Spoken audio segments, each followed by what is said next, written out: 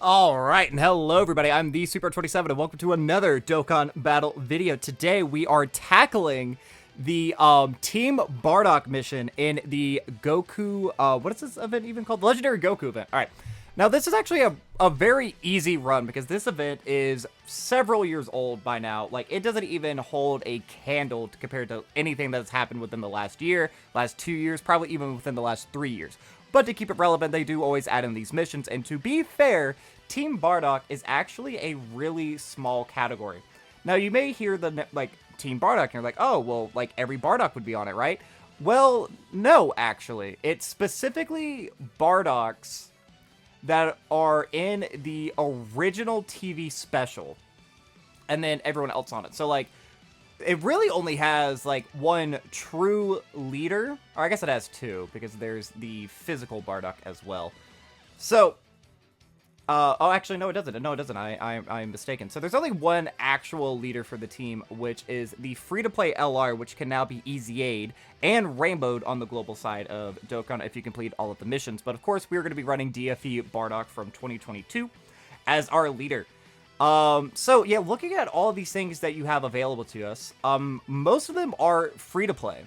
There's the free-to-play Team Bardock, there's the free-to-play AGL Bardock, there's, AGL Borgos, there is, the Grade Ape, Tora, which isn't a free-to-play unit, but might as well be, just because they have an EZA. These characters EZAing would be fire. And then there's the other free-to-play, AGL Bardock. There's two free-to-play AGL Bardocks. Then there is Tech Tora, there is Int Fasha, there is SDR Bardock, and then there is Physical Shugesh. And then outside of that, again, there's the Grade 8 forms of every character. But really, that's like it. Now, of course, we do also have DFE Bardock. He's quite good. His side banner unit, Toa. And then there is Fasha, who has her side banner, or she was a Pepigal unit. And then there is an LR Bardock. But looking at most of these characters, most of them are, like, really old, and their kits are not competitive at all. Like, the best unit on the team actually probably is the free-to-play LR, because after it's EZA, it can do, like, some significant, like, non-significant damage. Like, earlier, when I was doing the Extreme Super Battle Run missions, I was able to get mine to launch a 10 million super attack, and then launched a guaranteed additional, which was a 6.7. That's not bad, you know? Like, that's actually, like, decent damage, for this team in particular. But the one thing that I do want to say that I really hate, and I've hated this for a long time, is that Bardock himself is a shit leader. Because he leads Goku Family and Pure Sans. That's a 200% right there. But he also leads storied figures, which is characters from, like, the Dragon Ball Special. So, like, this unit is on it, obviously. Like, Tapion, Hirudegarn, Majin Buu, like, these fabled characters or whatever are on this category. And it's not a very good category. It's a pretty weak category. Like, even with Majin Buu on it and Hirudegarn, we're going to do a quick little detour. If I were to click on this, when's the next best unit? King Vegeta, I guess he's pretty good. Exchange Buu is pretty good. I mean, yeah, there's not a... STR Kid Buu is going to EZA probably at the end of this year. Extreme, or Super EZA Kid Buu is on there as well. So yeah, it's just a weird category. But then he has this intro animation, which is actually quite good. He gets a Scouter for 5 turns, and he creates Rainbow Orbs, and he gets an extra 70% attack. But only if you have a Goku on your team or a Frieza as an enemy. I don't understand why. Like, those are two very odd restrictions, especially since, you know, this guy is the leader of Team Bardock, and he has a side banner unit, Toa. And during his celebration, during 2022, there was nothing that had to do anything with Goku outside of, like, oh, Kakarot has to live on for the future. Like, okay, whatever. That could have been something for, like, his active skill, except his active skill is, like, oh, his active skill has a Team Bardock restriction. This is a very poorly designed unit, in my opinion. He doesn't do anything very well. He's not very defensive. He's not very offensive. If you're using this guy, it's because you're using the Team Bardock team. So I guess we could really kind of, like, delve into what each piece does and why I decided to bring the characters that I do. So we already kind of went over Bardock just because he is the 200% leader. We brought both versions of Fasha. Now, Fasha is actually really good. I would argue both of her versions are really good. The Int free-to-play is actually surprisingly very good. She's a Rainbow Orb Changer, which does help out the Tech Bardock. He's a character who specifically needs to get Rainbow Orbs to activate all the extra parts of his passive. And she gives support to Team Bardock after she dodges. So you can put her into slot 1. She does also debuff on her super attack effect, which could be relevant for the starting part of the fight, even though, again, this guy doesn't hit hard enough to really be any sort of dangerous.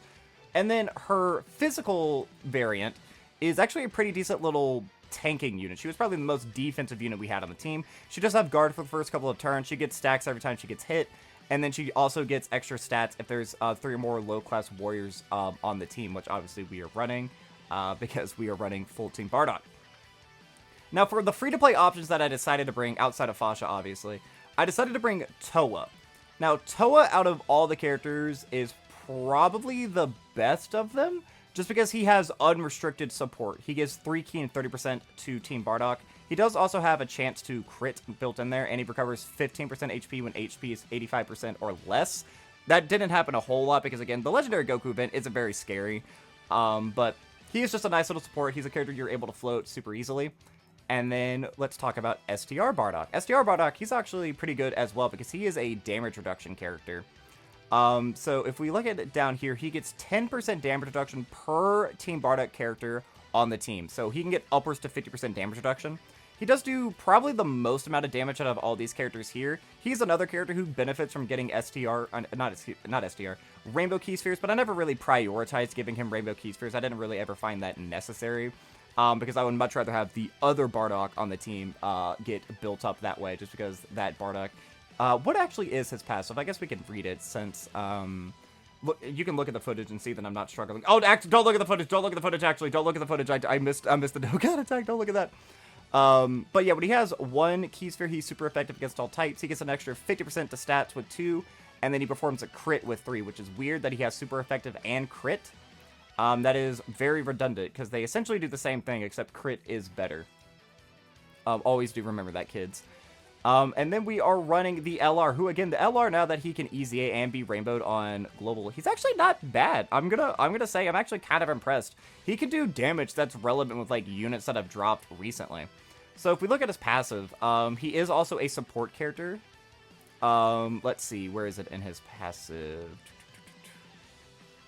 Superclass allies get 50% attack and defense. That is actually pretty relevant. And then on top of that, he gives 1 key and an additional 20% attack and defense to Team BARDOCK category allies.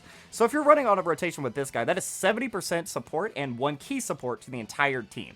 He's doing really good damage. I floated him for most of the fight because I didn't really know what he did. I just kind of knew that I wanted Fasha and a BARDOCK in each rotation. That was like my mindset going in here, and that's what I would recommend.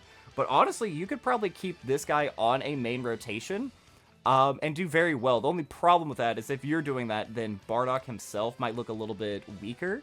Just because Fasha, she's a definitive slot 1. This Goku really can't do enough damage to her in any of his states. Like right now, we are going in type disadvantage, and she was doing pretty well. I did put the DFE BARDOCK there into slot 1 just in case, but I don't really think that was a necessary decision. That was just one of those awkward turns because I had 2 BARDOCKs on the rotation, and I wanted the links activated, obviously.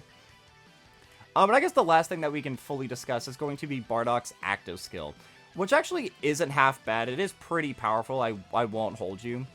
It does ultimate damage, and all attacks become crits, which is kind of irrelevant, especially if you are able to get the 3 key, but just having that nice little extra attack does help, and that does also proc the part of his passive where he gets, what is it? Actually, no, he doesn't. He doesn't get any stats on super attack. I thought he did. He doesn't, actually. That's kind of crazy. He just gets 150 at the start of turn, and then he gets 40% with each super attack before up to 120, but at that point, he's already fully built up.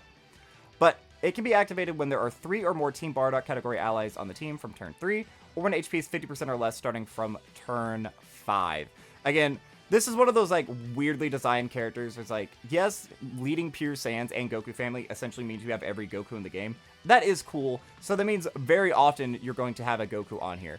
Or having a Frieza enemy would be cool if we actually had a difficult Frieza. Even when this guy dropped, there weren't any difficult Friezas. I guess that we do have the Legendary Frieza event, which should be dropping, not this week. I think it's next week. That should be dropping, so I guess maybe we could bring this guy here, but this guy's not good enough for that. That Frieza launches 1 million plus super attacks. He's not good enough. He's just not. But you know which BARDOCK is good enough to go into that event, and it's really odd that he's not on it? It's the low-class Warriors one who goes Super Saiyan. Now, again, I understand kind of what the category is. it's not Bardock or Bardock adjacent characters. It's specifically from the special. But, like, why is this character dropping during the celebration then? Or why wasn't this mission specifically low-class warriors? I actually think there has been a low-class warriors. I think that happened when Raditz came out, if I'm not mistaken. But yeah, who's looking forward to AGL Super Saiyan Bardock? Do I have any AGL Super Saiyan Bardock defenders in the chat? I certainly hope not. But yeah, as you can see down here, I really haven't even struggled with this run. I haven't even watched my footage. I was going to talk about how I was super excited to watch it, like, actually on my monitor, now that I'm recording on my computer with, my microphone and everything. Now that the quality's going up a little bit, you know, that I got my PNG YouTuber and everything, you know, I can be a marketable plushie and stuff. But the entire time, I just had the Dokkan Wiki open because I was reading what these characters do and kind of explaining what's going on. You can still debuff him all the way up. I mean, I know that's a defensive debuff, but I just noticed that. You can defensive debuff this guy all the way to MUI. That's nuts. That's so crazy to think about. But yeah, this could be a lot easier too. Like, I don't actually know how powerful the physical Bardock is. I have him as an SSR. I actually recently got that character. I don't remember whatever the last yellow coin banner I summoned on. What? Actually, no, it wasn't the yellow coin banner that I got him on. I got him on my tickets. The, where you would complete all those missions and then you could summon for all the side banner units. I recorded that, but I didn't want to turn it into a YouTube short because, yet again, I did not get LR Bulma. And Amatsu's just like, he has a vendetta against me. He just doesn't want me to have the darling Bulma, even though that she's starting to get power crept. I just want her in my box. But yeah, chat. No one should struggle with this, so let me know, what do you think about this Legendary Goku event run? But yeah, that's going to be all for this time, guys. I've been the Sweetbird27. I'm a variety Twitch streamer and an up-and-coming YouTuber trying to make it big in the world. I have a Twitter, a Twitch, a TikTok, and a YouTube, the links of which can all be found in the description of this video. And while you're down there, don't forget to like, subscribe, share me around, and leave me a comment, positive, negative, or indifferent. I would love just any sort of interaction I can get from you guys. But yeah, that's going to be all for now. So as always, I've been the Sweetbird27, and I am signing off.